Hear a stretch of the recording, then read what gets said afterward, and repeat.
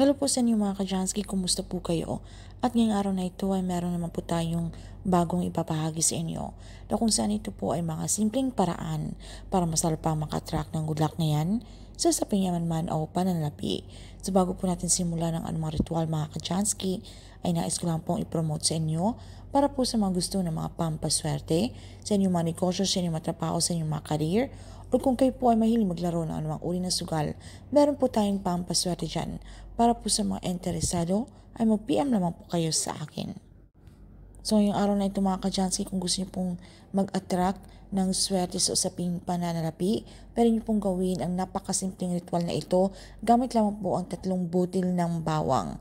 3 butil ng bawang mga ka-Jansky, inyo lamang po itong balatan. Gawin niyo lamang po ito bago po kayo matulog, alright? So, kailangan niyo pong na maliit na bowl, okay? Kailangan ito po ay transparent at ito po ay pabasagin. Lagyan nyo lamang po ito ng tubig mga ka-Jansky at 3 butil ng bawang na binalatan at ilublob nyo lamang po ito doon.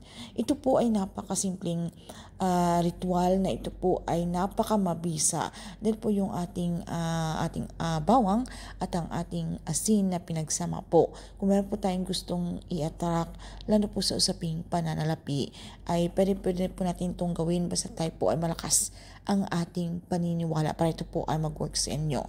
At ito po yung nakakatanggal din ng mga negative energy na kung meron man pong mga hadlang sa ating mga pangarap, sa ating mga, kung meron po tayong mga inaantay na lagi pong nadidelayed, lagi na lamang pong nakahang, nalimbawa po meron po tayong inaantay na pera at hindi po nangyayari-yari, okay? Lagi pong nadidelayed. So meron pong hadlang, meron pong palaging malas. So gawin niyo po ito. So para mas lalo pang ma-activate ang energy nito, ay dasalan nyo lamang po ito mga ka-Jansky. So isang ama namin at isang sumasampalataya ko kung kayo po ay katoliko. Pero kung hindi nyo po kabisado ang ritual na ito, ay pwede nyo pong sambitin kahit mga personal na dasal. Basta ang importante naman dito mga ka-Jansky, tayo po ay sincere, tayo po ay taos-puso kapag tayo po ay nakikipag-communicate kay universe. And then sambitin nyo na po ang inyong mga kahilingan, ang inyong mga intensyon kung bakit nyo po ginagawa ang ritual na ito. So kahit ano pa man yan, okay, sa usaping pananalapi mga ka-Jansky, sabitin niyo po. Kung meron po kayong mga halaga ng pera na kung gusto niyo pong maging specific, halimbawa po, kailangan ko ng 100,000 para mabayaran ko po yung aking mga pinagkakautangan or meron po itong mahalagang paggagamitan. So, depende na po sa inyo mga ka-Jansky. At pagkatapos, isambitin nyo lamang po itong ating ating money manifestation na ating i-claim po sa ating mga sarili, okay? Sambitin po natin yung ating mantra, I'm a money magnet, ng 3 times. I'm a money magnet. I'm a money magnet, okay? So i-claim, i-affirm na po yan sa inyong mga sarili. Maging positibo na sa mga swerteng darating na ito, okay? Na ito po ay mangyayari. So pagkatapos po nito ay ilagay nyo lang po ito sa ilalim ng inyong mga kama mga ka-Jansky. Kung wala naman po kayong kama, kung diretso po sa sahig yung inyong tulugan, pwede nyo po itong ilagay sa inyong mga bintana. Kung meron po kayo sa inyong mga silid tulugan, okay? Ilagay nyo lamang po yan mga ka-Jansky at hayaan nyo lamang po yan buong magdamag, okay? So, kinaumagahan, pwede nyo po itong kunin. Pasikatan nyo muna ito sa sikat ng araw. Ito po ay gawin nyo po between 6 to 8 a.m., okay? So, kunin nyo po ito at pasikatan sa sikat ng araw kahit 10 to 15 minutes para mas lalo pang ma-activate ang energy nito. Dahil alam po natin mga ka-Jansky ng sikat ng araw, ito po ay napakamaswerte. Dahil ito po ay galing sa kalikasan. Ito po ay nabibigay sa atin ng pag-asa, okay? So, ito po ay pagkatapos natin ay atin po itong kunin and then yung ating tubig na may asin, ay pwede nyo po itong itapon sa inyong mga lababo.